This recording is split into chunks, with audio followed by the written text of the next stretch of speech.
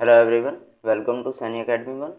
और आज की इस वीडियो में हम प्रश्नावली 9.1 का पार्ट 2 यानी क्वेश्चन नंबर 6 से आगे के क्वेश्चन के बारे में अध्ययन करेंगे। और इससे पहले हमने पार्ट 1 में क्वेश्चन नंबर 1 से लेकर 5 तक का अध्ययन किया है।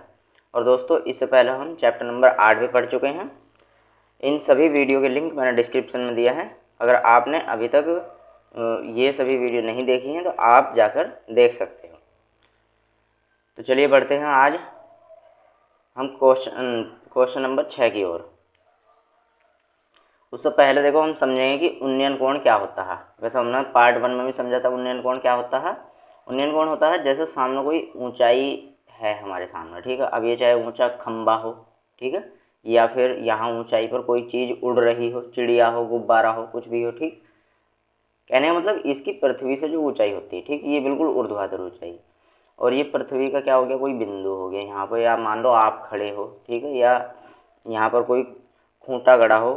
कुल मिला के ये क्या है, बिंदु हो, ठीक है। तो यहाँ से नीचे से ऊपर इसका शिखर देखने पर, यहाँ से इसका क्या शिखर देखने पर जो भी कोण बनता है, ये वाला कोण क्या कहलाता है, उन्नयन कोण थीटा। क्लियर है। नीचे से ऊपर देखने की ओर जो भी कोण बनेगा उसको हम क्या कहेंगे, उन्नयन कोण थीटा, ठीक है। अब देखो, अब मान लो कोई यहाँ मकान है ये, ठीक है, ये ऊंचाई क्या है, ये मकान है, ठीक। अब कोई यहाँ पर खड़ा है छत पर, ठीक, और छत पर खड़ा है, तो ये इसके लिए क्षैतिज दृष्टि हो जाएगी, क्षैतिज रेखा हो जाएगी, ठीक है। अब देखो यहाँ पर कोई कार आ रही है, क्या आ रही है, कोई कार, और वो कार जो है इस समय इस बिंदु पर, बिंदु ए पर, कहाँ पर है, बिंदु ए पर, ठीक है। ये बी बोल दो, इसको इसको बोल दो बिंदु सी। क्लियर है। अब देखो, आप यहाँ पर खड़े हो और बिंदु ए पर कार आ रही है, तो इस क्षैतिज दृष्टि के साथ, ठीक है, आपकी आँख जितना कोण बनाएगी, ये वाला कोण, ध्यान से देखेंगे, ये वाला कोण, ठीक है। तो इस कोण को ही हम क्या बोलते हैं, अवनमन कोण। क्या बोलते हैं, अवनमन कोण। और इसको मैं फाई से लिख दे रहा हूँ, ठीक है। लेकिन ध्यान रहे, त्रिकोणमिति की हाइट और डिस्टेंस में हमेशा ही उन्नयन कोण अवनमन कोण के बराबर ही होता है। यानी थीटा हमेशा बराबर होगा किसके, फाई के, ठीक है। क्यों होगा, तो इसका रीज़न ये है क्योंकि आपने पैरेलल लाइन पढ़ी होगी कक्षा 9 में भी, और कक्षा 8 में, 6 में, 7 में, सभी कक्षाओं में, ठीक है। पैरेलल लाइन यानी समांतर रेखाएं। और समांतर किन्हीं दो समांतर रेखाएं, जब कोई दो समांतर रेखाएं इस तरीके से होती हैं, ठीक है, जैसे रेल की पटरियाँ, ठीक। अब उस पर हम इधर से ऐसा कोई तिर्यक रेखा खींच दें, तिरछी रेखा खींच दें, तो जो इसके एकांतर कोण, एकांतर कोण मतलब ये वाले कोण, ठीक है, ये कोण इस कोण के हमेशा बराबर होगा। एकांतर कोण हमेशा क्या होंगे, बराबर होंगे, ठीक है। और ये वाला कोण इस कोण के बराबर होगा। क्लियर है, समझ में आई। ये ए मान लिया, ये बी मान लिया, ये सी मान लिया, ये डी मान लिया, डी मान लिया, ठीक है। तो ए तो बराबर होगा यहाँ सी के, और बी बराबर होगा यहाँ डी। तो ये समांतर रेखा ही तो है, ये डॉट डॉट डॉट वाली जो क्षैतिज रेखा है, और जो ए से बी वाली रेखा है, ये समांतर रेखा हो गई, ठीक है। और ये हमने तिर्यक रेखा खींच दी ए सी, तो जितना कोण थीटा उतना कोण फाई, ठीक है। अब इसमें हम 3 फॉर्मूलों के बारे में चर्चा कर रहे थे, जिसमें एक साइन थीटा था, ये क्या होता है, लंब बटे कर्ण, लंब बटे कर्ण। दूसरा कोस थीटा था, ये होता है आधार बटे कर्ण। और तीसरा जो इम्पोर्टेंट फॉर्मूला, जो लगभग सभी क्वेश्चनों में अप्लाई होता है 90% में, ठीक है, लंब बटे आधार, लंब बटे आधार। क्लियर है, लंब बटे आधार। ये 3 फॉर्मूले आपको याद रखने के लिए बोला था, और इनके बारे में हम चैप्टर नंबर 8 में पढ़ चुके हैं, ठीक है। तो चलिएगा, अब हम बढ़ते हैं क्वेश्चन नंबर 6 की ओर। क्वेश्चन नंबर 6 में उसने कहा है कि 1.5 मीटर लंबा कोई लड़का है, 1.5 मीटर लंबा कोई क्या है, एक लड़का है, वो 30 मीटर ऊंचे एक भवन से कुछ दूरी पर खड़ा है। देखो प्यारे बच्चों, यहाँ पर हम चित्र भी बनाते हुए चलेंगे और क्वेश्चन को समझते हुए भी चलेंगे। ये एक भवन मान लिया हमने 30 मीटर की ऊंचाई, ध्यान से समझेंगे क्वेश्चन को, ठीक। ये 30 मीटर की ऊंचाई का हमने कोई एक भवन मान लिया, ठीक है। इस भवन का नाम मैंने दे दिया है ए बी, ये ए बी नाम से कोई भवन है, क्लियर। अब उसने कहा है कि 1.5 मीटर लंबा लड़का इस भवन से कुछ दूरी पर खड़ा है। ये यहाँ मैंने मान लिया कि ये यहाँ पर खड़ा है कुछ दूरी पर, ठीक। ये सी बिंदु पर खड़ा है, ठीक है। इस बिंदु बी की जो दूरी है वो मान ली मैंने कितनी है, कुछ दूरी है, चलो अभी नहीं मानते, आगे बढ़ते हैं सवाल, ठीक। आगे उसने कहा जब वह ऊंचे भवन की ओर जाता है, ऊंचे भवन की ओर, अब ये बिंदु सी पर है, अब ये बिंदु कहाँ सी पर है, अब ये बिंदु कहाँ पर पहुँच गया, मान लो जाता जाता पहुँच गया ये बिंदु डी पर, कहाँ पर, बिंदु डी पर पहुँच गया है, ठीक है। तो उसने कहा तब उसकी आँख से भवन के शिखर का उन्नयन कोण 30 से 60 हो जाता है, 30 से 60 हो जाता है। मतलब देखो पहले जहाँ पर वो खड़ा था यहाँ बिंदु सी पर, तो यहाँ से भवन के जो शिखर का कोण था वो कितना था, 30 था, ठीक है। यहाँ पर 30 था तभी तो 60 होगा। बाद में वो पहुँच गया चलता चलता बिंदु डी पर, कहाँ पर पहुँच गया, बिंदु डी पर पहुँच गया, ठीक है। तो बिंदु डी पर पहुँच कर उसका जो आँख का कोण है वो भवन के शिखर से कितना हो गया, 60 डिग्री का हो गया। कितना डिग्री का, 60 डिग्री का। अब बच्चों एक बात ज़रा ध्यान रखेंगे, यहाँ पर देखो अब उसकी लंबाई कितनी है, 1.5 मीटर लंबाई है लड़के की। तो देखो बच्चों जो कोण बनेंगे ना वो इसकी आँख से बनेंगे। ये 1.5 मीटर इसकी लंबाई होगी लड़के की, ठीक है। 1.5 मीटर लड़के की क्या होगी, लंबाई हो गई, ये नीचे तक मानते हैं यहाँ तक, ठीक है। तो ये सी डी ई यानी सी ई नाम का लड़का हो गया, सी ई नाम का, ठीक है। और यहाँ से भी हम इसको थोड़ा नीचे भेजेंगे,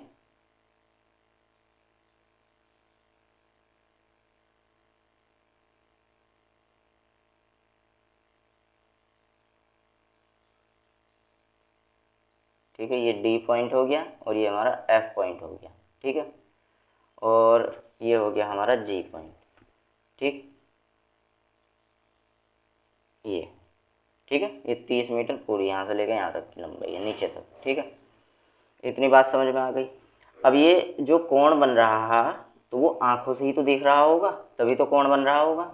तो आँखें कहाँ होती हैं, आँखें होती हैं ऊपर, ठीक है। तो कोण जो बन रहा है ना ये 30 डिग्री का, ये इसकी आँखों से बन रहा है, ठीक है। तो आँख से वो कहाँ देख रहा है, शिखर पर, और आँखें कहाँ हैं, ऊपर है, यानी 1.5 मीटर ऊपर हो गई आँखें, ठीक है। तो आँखें हो गई 1.5 मीटर यहाँ पर, समझ में आ रही बात। तो जब 1.5 मीटर ऊपर हो गई आँखें, ठीक है, तो ये भवन की ऊंचाई कितनी है, 30 मीटर पूरी की पूरी, ठीक है। और 1.5 मीटर ऊपर क्या है, लड़के की आँखें हैं जहाँ पर कोण बन रहा है, ठीक। तो लड़के की आँख की क्षैतिज रेखा से भवन की ऊंचाई क्या होगी, यहाँ से ऊपर की ऊंचाई। तो सिंपल तरीका है, जो 30 मीटर की ऊंचाई है भवन की उसमें से ये 1.5 मीटर घटा दो। तो 30 में से तुम 1.5 मीटर जब घटाओगे तो पॉइंट लगा के 0 बढ़ा सकते हैं इधर। तो घटाने पर हमारे पास कितना बचेगा, इधर से दाएं लेंगे 10 में से 5 घटाएंगे 5 और 29 में से 1 घटाएंगे 28, कितना बच जाएगा 28.5। ये पॉइंटों की घटा जरा थोड़ा ध्यान से किया करो, ठीक है। काफ़ी बच्चों ने मिस्टेक इसमें करते हुए मैंने देखा है, ठीक है। तो 28.5 मीटर की ऊंचाई बची है अब कहाँ से लेकर, लड़के की आँख की क्षैतिज रेखा से लेकर और भवन के शिखर तक। क्लियर है बात, कितनी बची है, 28.5 मीटर। ये है इसमें बहुत ज़्यादा मेन बात, ठीक है, ज़्यादा समझने की यही बात है इसमें, ठीक। अब देखो बच्चों उसने कहा है बताइए कि वह भवन की ओर कितनी दूरी चलकर आया है। भाई पहले कहाँ खड़ा था वो, सी पॉइंट पर, अब कहाँ पहुँच गया वो, डी पॉइंट पर। हमने मान लिया कि वो x मीटर की दूरी चल कर गया, कितने मीटर की दूरी, x मीटर की दूरी, ठीक है। और साथ में हमने मान लिया कि बिंदु B, ये जो बिंदु B है और जो बिंदु D है इसकी दूरी कितनी है, y मीटर। इसकी दूरी कितनी है, y मीटर, बिंदु B से लेकर D तक। ये सारी डिस्टेंस मैं यहाँ लिख देता हूँ, ठीक है। जो भवन है हमारा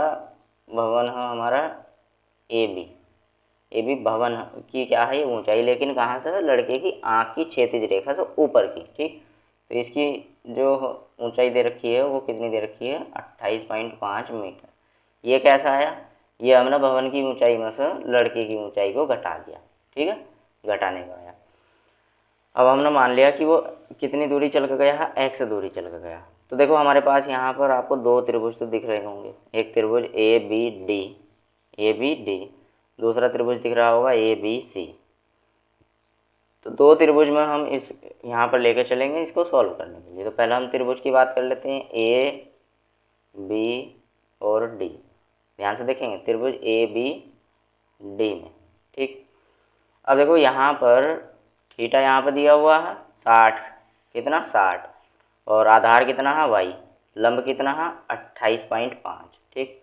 तो tan लगाएंगे लंब और आधार में, तो यहाँ पर हमारे पास आ जाएगा tan 60 बराबर लंब बटे आधार, और लंब कितना है 28.5 मीटर, ठीक है।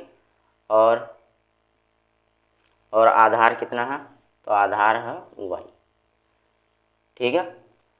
तो tan 60 बराबर आ गया लंब बटे आधार, और यहाँ पर देखो इस कोण के सामने वाली भुजा क्या होती है, लंब की वैल्यू कितनी है 28.5, और कोण के पास वाली जस्ट कौन सी भुजा होती है, आधार, और आधार की लंबाई कितनी दे रखी है y, ठीक है। तो tan 60 का मान क्या होता है, तो tan 60 का मान होता है √3। मैंने टेबल बनवाया है आपको प्रश्नावली 8.2 में, ठीक है, और याद रखने का तरीका भी बताया है, बनाने का तरीका उसको। तो √3 बराबर आ जाएगा 28.5 बटे में क्या आ जाएगा y, ठीक है। अब हम कर देंगे इसकी क्रॉस गुणा इस तरीके से, जैसे ही क्रॉस गुणा करेंगे तो y तो इधर चला जाएगा, इस तरीके से हो जाएगा √3 गुणा में y बराबर 1 की गुणा 28.5 से करेंगे तो क्या आ जाएगा 28.5। तो अगर हम यहाँ से y की वैल्यू निकालेंगे तो यह आ जाएगा 28.5 और बटे में √3, बटे में क्या आ जाएगा √3। इतनी बात समझ में आ गई। अब देखो ये y की वैल्यू आ गई 28.5 बटे √3 मीटर। कोई दिक्कत किसी को यहाँ तक? मैं इसको अंडर बॉक्स कर देता हूँ, ठीक। वैसे इसकी वैल्यू उसने हमसे निकलवाई नहीं है, लेकिन इसकी वैल्यू की हमें ज़रूरत पड़ने वाली, ठीक है।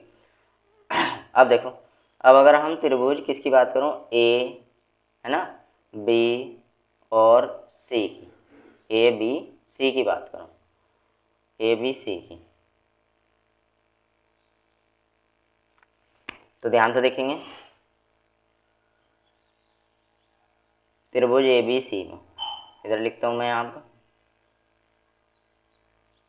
त्रिभुज ए बी सी में, ठीक है, त्रिभुज ए बी सी में, इसमें आ जाएगा हमारे पास tan 30 बराबर। अब tan क्यों ले रहे हैं हम यहाँ पर, क्योंकि देखो इसमें भी तो आधार दिया हुआ है, ठीक है, आधार x और y यहाँ से लेकर यहाँ तक, ठीक है, और लंब दिया हुआ है।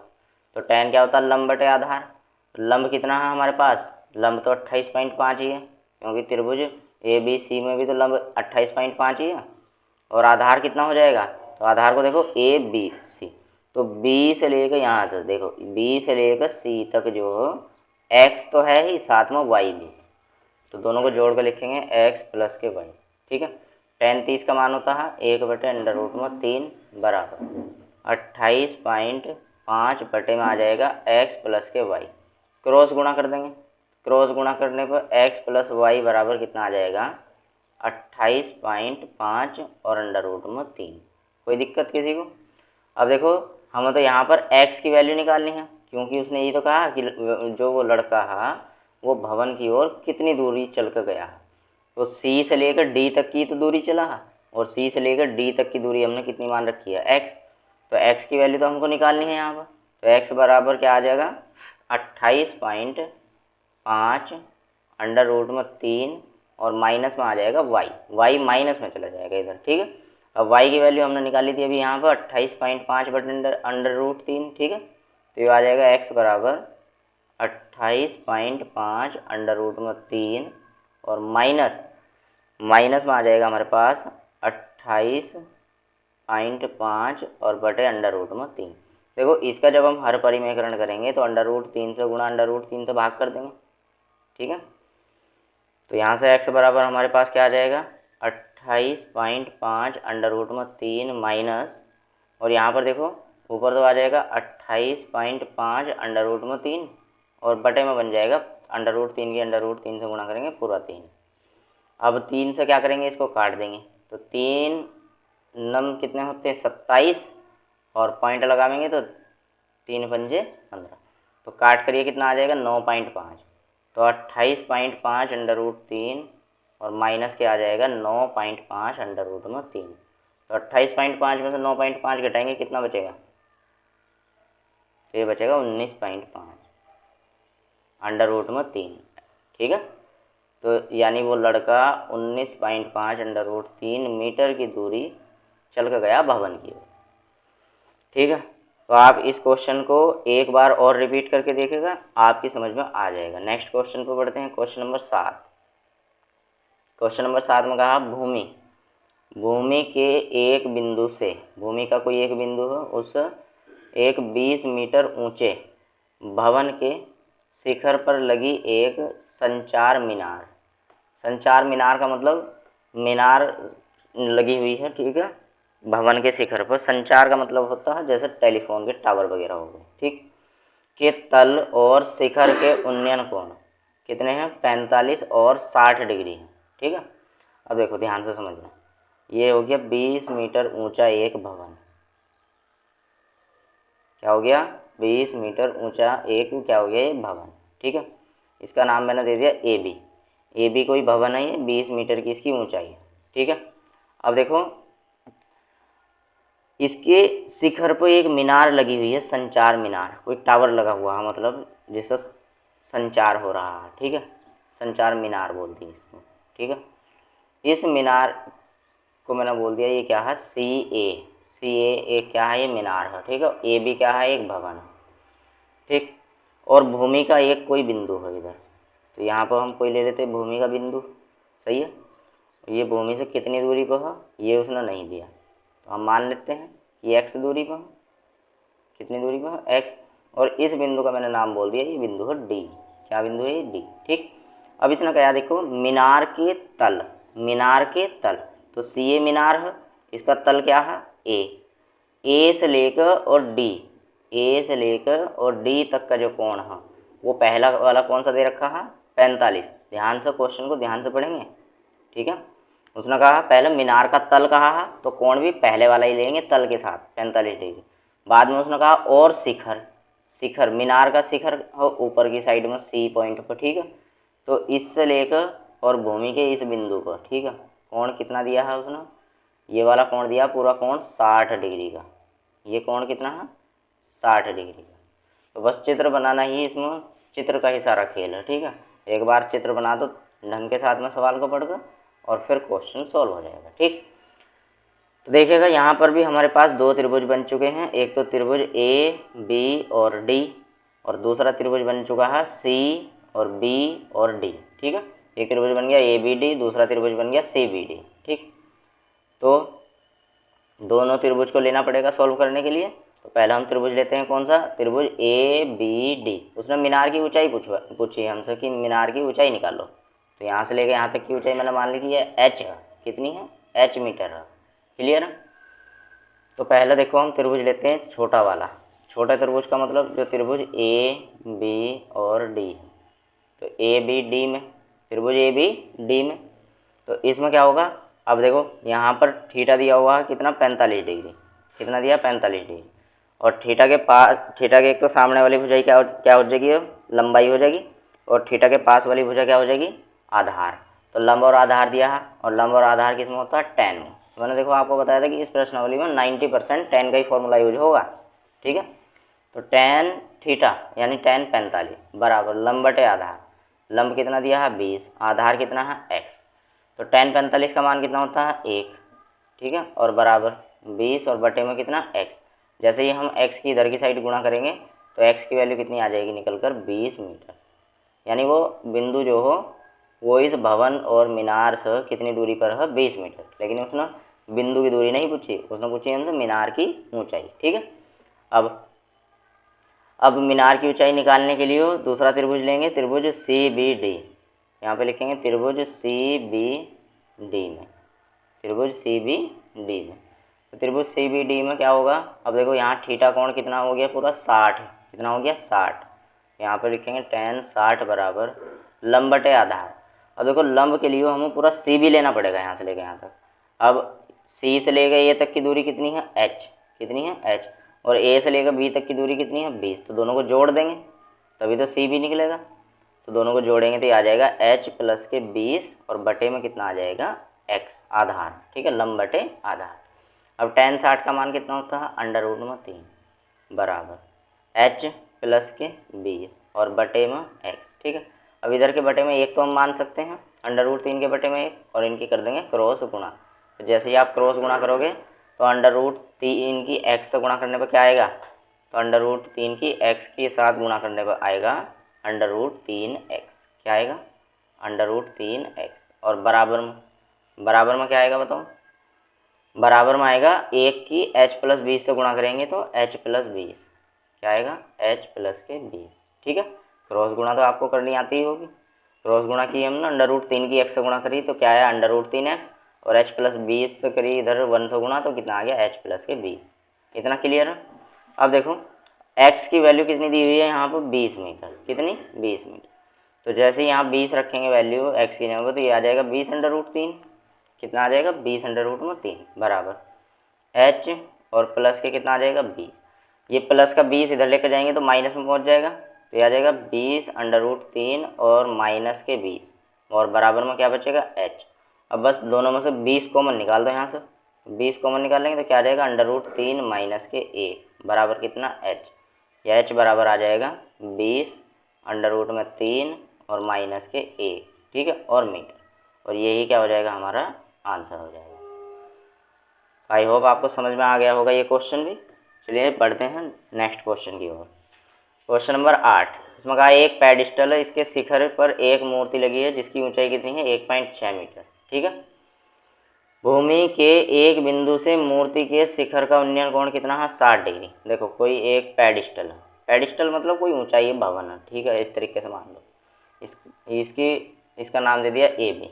ठीक, इसके जो शिखर है, शिखर का मतलब होता है जो छत है। ठीक है, उस पर क्या लगी है, एक मूर्ति लगी है, 1.6 मीटर की इसकी लंबाई है। ठीक है बच्चों, 1.6 मीटर की क्या है, इसकी ऊंचाई है। और ये मूर्ति हो गई CA।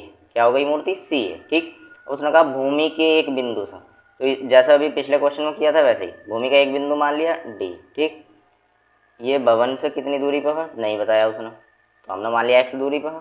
ठीक है, अब देखो आगे उसने कहा कि मूर्ति के शिखर का, मूर्ति का शिखर क्या है, बिंदु C। तो इस बिंदु D से और इस मूर्ति के शिखर का उन्नयन कोण कितना दिया उसने, 60 डिग्री। कितना दिया है बच्चों, 60 डिग्री। ध्यान रहेगी बात।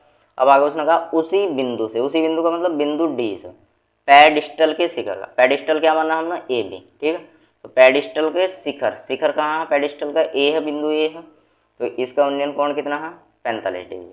तो बिंदु D से और बिंदु A का कोण कितना दे रखा है, 45 डिग्री। ये वाला कोण यहाँ से लेकर नीचे का। ठीक है, कितना है ये, 45 डिग्री। ठीक, तो उसने कहा पेडिस्टल की ऊंचाई निकाल लो। तो पेडिस्टल की ऊंचाई हमने मान लिया h मीटर है। क्या है, h मीटर है। ठीक है, तो करते हैं सोल्व इसको। अब यहाँ पर भी देखो हमारे पास दो त्रिभुज बन चुके हैं और दो त्रिभुज को लेकर हम क्या करेंगे, इसको सॉल्व करेंगे। तो पहले छोटे त्रिभुज की बात कर लेते हैं, त्रिभुज ABD की, त्रिभुज ABD में। ठीक है, त्रिभुज ABD में A B और D। यहाँ पर आ जाएगा हमारे पास कोण कितना दिया है, 45 डिग्री। तो tan 45 बराबर लंब बटे आधार, लंब कितना है h, आधार कितना है x। tan 45 का मान अभी बताया पिछले क्वेश्चन में कितना होता है, ये बटे में बराबर में आ जाएगा h बटे में x। क्रॉस गुणा कर देंगे इसके बटे में एक मान का, तो ये आ जाएगा हमारे पास x बराबर h। क्या आ जाएगा, x बराबर h। ठीक है, यानी x किसके बराबर है, h के। समीकरण मान लिया हमने a। किसी को कोई दिक्कत परेशानी हो तो वो कमेंट बॉक्स में ज़रूर बताएं। ठीक है, नेक्स्ट देखिए दूसरा त्रिभुज लेते हैं, त्रिभुज CB और D में। कौन से त्रिभुज में, त्रिभुज CBD में। देखो इसमें कोण कितना दिया हुआ है 60 डिग्री, तो tan 60 हो जाएगा बराबर लंब बटे आधार। अब देखो यहाँ पर भी लंब क्या है सी बी, और सी से लेकर ए तक की दूरी 1.5 और ए से लेकर बी तक की दूरी कितनी है एच। दोनों को जोड़ देंगे तो आ जाएगा 1.6 प्लस के एच, ठीक है, और बटे में कितना आ जाएगा, बटे में आ जाएगा आधार, आधार की वैल्यू यानी एक्स। यहाँ तक किसी को कोई दिक्कत परेशानी। अब देखो tan 60 का मान होता है अंडर रूट में 3, tan 60 का मान कितना होता है अंडर रूट में 3 बराबर 1.6 प्लस के एच। हमें यहाँ वैल्यू किसकी निकालनी है, हमें तो यहाँ वैल्यू एच की निकालनी है, क्योंकि उसने ऊंचाई की तो वैल्यू पूछी है, ठीक है। तो ऊंचाई क्या है एच, तो यहाँ पर हम एक्स की जगह पर एच पुट कर देंगे समीकरण 1 से। एक्स की जगह पर क्या रख देंगे एच, और यहाँ लिख देंगे समीकरण 1 से, समीकरण 1 से, ठीक है। एक्स की जगह पर एच क्यों रखा है, क्योंकि हमें एच की वैल्यू निकालनी है। क्लियर। अब इसके बटे में एक मान का क्रॉस गुणा कर दो, ठीक। तो क्रॉस गुणा करेंगे जैसे इसकी, तो अंडर रूट 3 की एच से गुणा करेंगे, क्या आ जाएगा under root 3 H, under root में 3 एच बराबर। तो देखो 1.6 और प्लस एच की 1 से गुणा करेंगे तो यही आ जाएगा 1.6 और प्लस के एच ही आ जाएगा, ठीक है। अब एच वालों को एक तरफ ले जाएंगे तो माइनस में चला जाएगा, दोनों में से एच कॉमन लेंगे,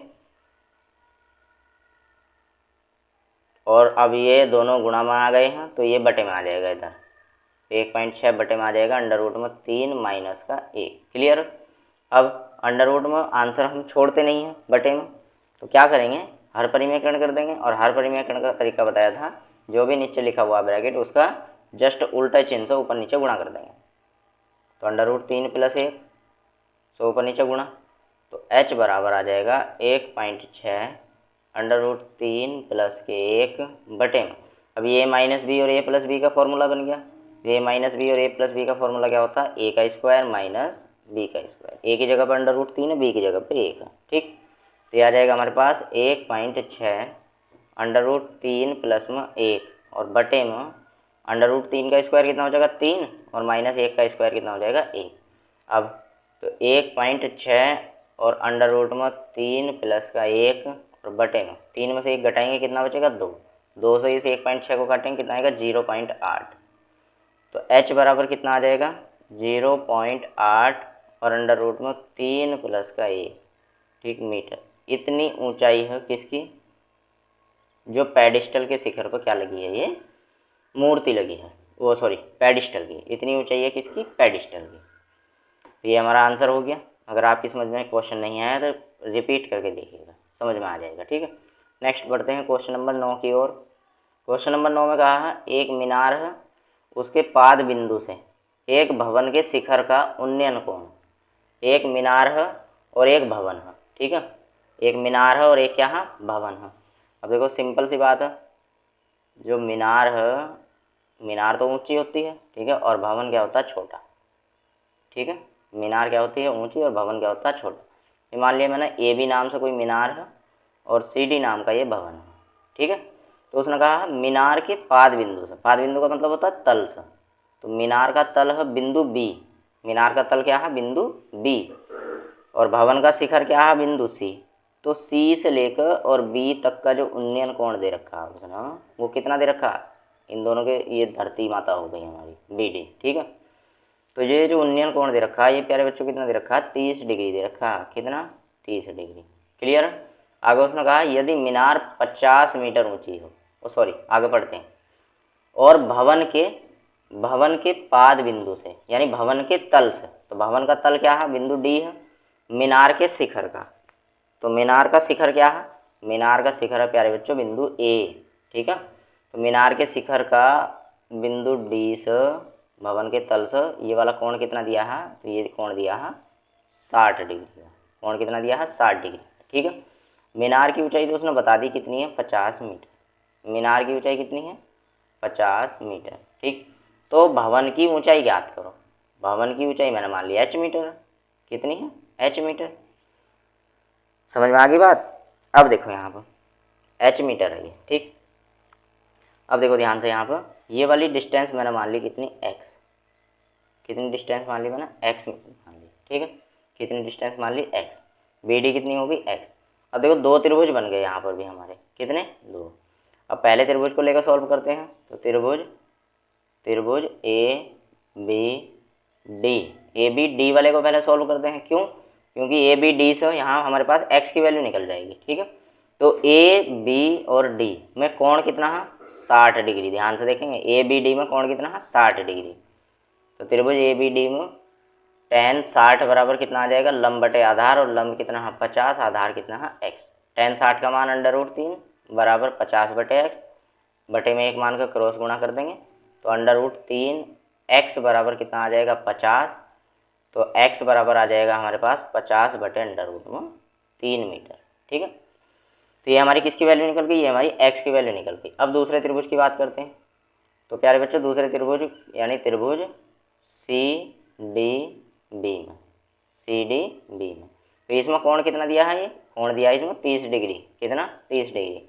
यहाँ पर हमारे पास आ जाएगा tan 30 बराबर लंब बटे आधार। लंब कितना है इस त्रिभुज में? h, आधार कितना है? x। तो ये आ जाएगा h बटे में x। कोई दिक्कत परेशानी नहीं है। ठीक है, अब यहाँ पर देखो tan 60 का मान कितना होता है? 1 बटे √3। कितना? tan 30 का मान होगा 1 बटे √3 बराबर h बटे x। क्रॉस गुणा कर देंगे, तो क्रॉस गुणा करेंगे तो √3 h आ जाएगा और बराबर में कितना आ जाएगा? x। ठीक है, तो √3 की गुणा किससे कर रहे हैं? देखो यहाँ पर h से। ठीक है, क्रॉस गुणा कर रहे हैं तो √3 की गुणा किससे हो रही है? h से, और बराबर 1 की गुणा हो रही है x से। कोई दिक्कत परेशानी आपको होगी नहीं। ठीक, x की वैल्यू रखेंगे यहाँ पर, तो x की वैल्यू कितनी है? 50 बटे √3। ये तो है x की वैल्यू, तो ये वैल्यू वहाँ पर पुट करेंगे तो आ जाएगा √3h बराबर 50 बटे √3। ये हमने x की वैल्यू रख दी। ठीक, अब ये दोनों आपस में गुणा में हो तो ये बटे में चला जाएगा, तो h बराबर आ जाएगा 50 बटे √3 और 1 √3 इधर से आ जाएगा। ठीक है, तो h बराबर 50 बटे √3 के √3 से गुणा करेंगे तो पूरा 3 आ जाएगा। तो 50 बटे 3 मीटर ये भवन की ऊंचाई आ जाएगी। क्लियर? तो प्यारे बच्चों, आज की इस वीडियो में हम यहीं तक रखते हैं और इससे नेक्स्ट क्वेश्चन हम अगले नेक्स्ट वीडियो में डिस्कस करेंगे। तब तक के लिए आप इन्हीं क्वेश्चनों की दोबारा से प्रैक्टिस कीजिएगा। ठीक है, और इससे जो पहली वीडियो हमने बना रखी है उनका लिंक हमने डिस्क्रिप्शन में दिया हुआ है, आप उनकी भी प्रैक्टिस कर लीजिएगा। ठीक है, तो चलिए मिलते हैं नेक्स्ट वीडियो में। तब तक के लिए आप अपना ख्याल रखिएगा और अपनी पढ़ाई को अच्छे तरीके से कंटिन्यू रखिएगा। धन्यवाद।